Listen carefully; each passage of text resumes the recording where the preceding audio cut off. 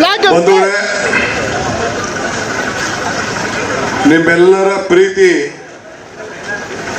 ವಿಶ್ವಾಸ, ಅಭಿಮಾನ ನಾನೆಂದೂ ಕೂಡ ಮರೆಯಲಿಕ್ಕೆ ಸಾಧ್ಯ ಇಲ್ಲ. ಎಲ್ಲ ಇಲ್ಲಿರುವಂತ ಎಲ್ಲ ನನ್ನ ಬಾವುಟ ಸ್ವಲ್ಪ ಕೆಳಗಡೆ ಆ ವಿಡಿಯೋ ಕಾಣಿ. ನೀವು ನನ್ನನ್ನ ಕಳೆದ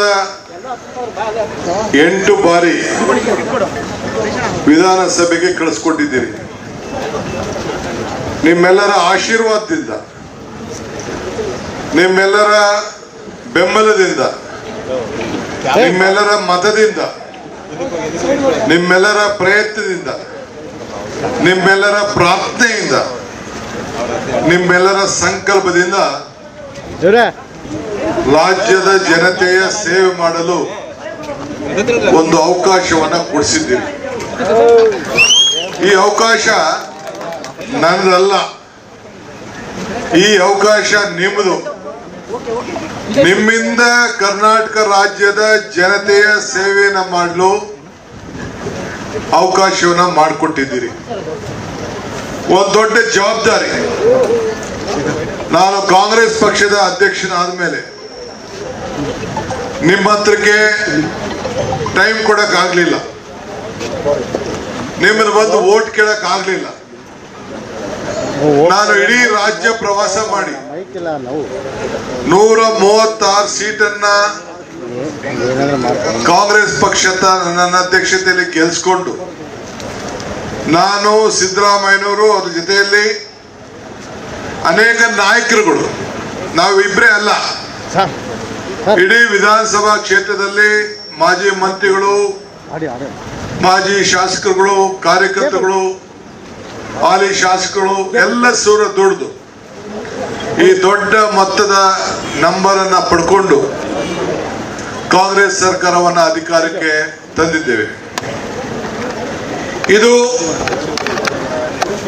ನಿಮ್ಮೆಲ್ಲರ ಪ್ರಯತ್ನ ಅಂತ ಹೇಳ್ತೇನೆ. ನೀವು ಯಾವತ್ತೂ ಕೂಡ ನಿಮ್ಮ ಆತ್ಮ ವಿಶ್ವಾಸಕ್ಕೆ ಕುಂದಕ್ಕೆ ಹೋಗ್ಲಿಲ್ಲ. ನನ್ನನ್ನ ಸಂಕಟದಲ್ಲಿ ಸಿಕ್ಕಿದಾಗ,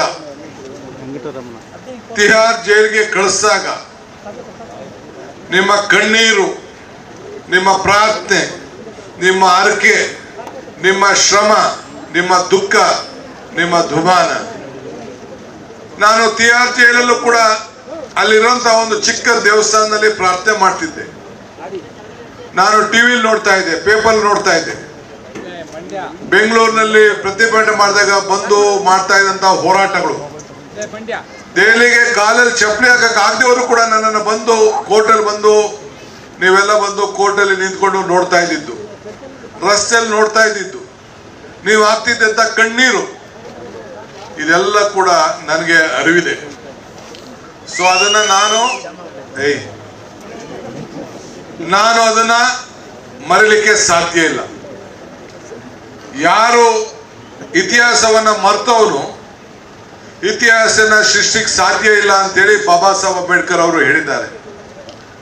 ನಮ್ಮ ಕನಕಪುರ ಕ್ಷೇತ್ರ ಹೇಗಿತ್ತು, ಕನಕಪುರ ಟೌನ್ ಹೇಗಿತ್ತು, ಕೋಡಳ್ಳಿ ಹೆಂಗಿತ್ತು, ಆರವಳ್ಳಿ ಹೆಂಗಿತ್ತು, ಸಾತ್ತೂರ್ ಹೆಂಗಿತ್ತು, ನಿಮ್ಮ ಕಣ್ಣುಗಳು ನಮ್ಮ ಹಿರಿಯರ ಎಲ್ಲ ನಾಯಕರುಗಳಿಗೆ ಸಾಕ್ಷಿ. ನಿಮ್ಮ ಜಮೀನು ಆಸ್ತಿ ಬೆಲೆ ಏನಿತ್ತು ಅಂತೇಳಿ. ನಾವು ಮೂಲತಃ ಬೆಂಗಳೂರು ಜಿಲ್ಲೆಯವರು, ಬೆಂಗಳೂರು ಗ್ರಾಮಾಂತರ ಜಿಲ್ಲೆಯವರು, ಇವತ್ತು ಬೆಂಗಳೂರು ದಕ್ಷಿಣ ಜಿಲ್ಲೆಯವರು. ನಾನು ಯಾರಿಗೂ ಹೇಳಿದೆ, ನಿಮ್ಗೆಲ್ಲ ಆಸ್ತಿ ಮಾರ್ಕೊಬೇಡಿ ಕಣಯ್ಯ, ಉಳಿಸ್ಕೊಳ್ಳಿ, ಬೆಂಗಳೂರವ್ರು ಬರ್ತಾರೆ, ಹತ್ರ ಇದೆ, ಫಲವತ್ತಿದೆ ಅಂತ ಹೇಳಿದೆ. ಕೆಲವರು ಮಾರ್ಕೊಂಡ್ರು, ಕೆಲವರು ಉಳಿಸ್ಕೊಂಡಿದ್ದೀರಿ. ಬರೀ ನಾನು ಶಿವನಹಳ್ಳಿ ದೇವಸ್ಥಾನದ ವೀರಭದ್ರೇಶ್ವರ ದೇವಸ್ಥಾನ ಸನ್ನಿಧಿಲಿ ಒಂದು ಮಾತು ಹೇಳಿದೆ. ಏನ್ ಗಲಾಟೆ, ಏನ್ ಬಿಜೆಪಿಯವರು, ದಳದವರು, ಯಾರು ನಾಯಕರುಗಳು, ಟೀಕೆಗಳು, ಟಿಪ್ಪಣಿಗಳು ಎಲ್ಲ ಸುರಿಮಳೆ ಆದವು. ಆದರೆ ಟೀಕೆಗಳೆಲ್ಲ ಸತ್ತೋಯ್ತು. ನಾವು ಮಾಡಿದಂಥ ಕೆಲಸಗಳು ಶಾಶ್ವತವಾಗಿ ಉಳಿದು, ನೀವೆಲ್ಲ ಬೆಂಗಳೂರು ಜಿಲ್ಲೆಯ ಮಕ್ಕಳು, ನಿಮ್ಮ ಆಸ್ತಿ ಮೌಲ್ಯಗಳು ಒಂದಷ್ಟಕ್ಕೆ 4 ಆಗಿದೆ. ನಿಮ್ಮ ಜೋಬ್ಗೆ ದುಡ್ಡು ಕೊಡಕ್ ಆಗದೆ ಇರ್ಬೋದು, ಆದರೆ ನಿಮ್ಮ ಸ್ವಾಭಿಮಾನದ ಕಿಚ್ಚಿಗೆ ಆ ಗೌರವನ ತರುವಂಥ ಕೆಲಸ ನಾನು ಬಂದಿದ್ದೇನೆ.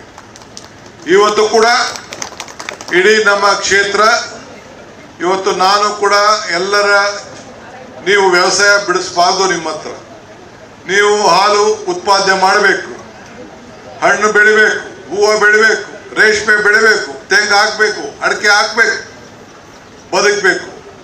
ಬೆಂಗಳೂರಲ್ಲಿ ಹೋಗಿ ವಲಸೆ ಹೋಗಿ ರೋಡಲ್ಲಿ ಇಲ್ಲ ಅಂದರೆ ಅಲ್ಲಿ ಯಾವುದೋ ಒಂದು ಅಂಗಡಿಯಲ್ಲಿ ಇಲ್ಲಾಂದರೆ ಗಾರ್ಡ್ ಕೆಲಸ ಮಾಡಿಕೊಂಡು ನೀವು ಬದುಕಬಾರ್ದು. ನಿಮ್ಮ ಸ್ವಾಭಿಮಾನದ ಬದುಕನ್ನು ಆಗಬೇಕು ಅನ್ನೋ ದೃಷ್ಟಿಯಿಂದ ಈಗಾಗಲೇ ಸುಮಾರು ಸಾವಿರಾರು ಎಕರೆ ಜಮೀನಿಗೆ ನೀರನ್ನು ಒದಗಿಸಿಕೊಡುವಂಥ ಕೆಲಸವನ್ನು ಮಾಡ್ತಾ ಇದೆ. ನಿರ್ಭೀತ, ನಿಷ್ಪಕ್ಷಪಾತ, ವಿಶ್ವಾಸಾರ್ಹ ಸುದ್ದಿಗಳಿಗೆ ಮತ್ತೊಂದು ಹೆಸರಾಗಿರುವಂತ News18 ಕನ್ನಡ ಈಗ ಆಪ್ನಲ್ಲೂ ಲಭ್ಯವಿದೆ. ದಯವಿಟ್ಟು ಇಲ್ಲಿರುವಂತ QR ಕೋಡ್ ಸ್ಕ್ಯಾನ್ ಮಾಡಿಕೊಂಡು ಆಪ್ ಡೌನ್ಲೋಡ್ ಮಾಡೋದಕ್ಕೆ ಮರಿಬೇಡಿ. ನಿಮ್ಮ ಬೆಂಬಲ ಹೀಗೆ ಸದಾ ನಮ್ಮೊಂದಿಗಿರಲಿ. ಧನ್ಯವಾದ.